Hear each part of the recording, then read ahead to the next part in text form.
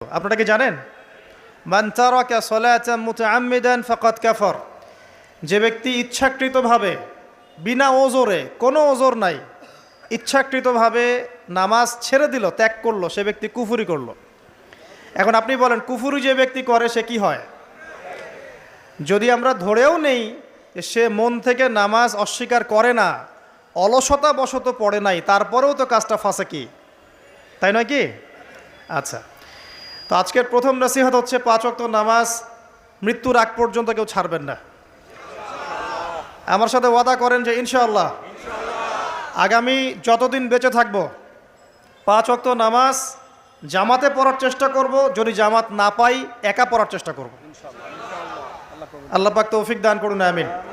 আজকে যদি এই কথাটাই শুধু বাসায় নিয়ে যেতে পারেন যে 5 ওয়াক্ত নামাজ আর জীবনে ছাড়বো না, আমাদের আজকের মাহফিল সফল।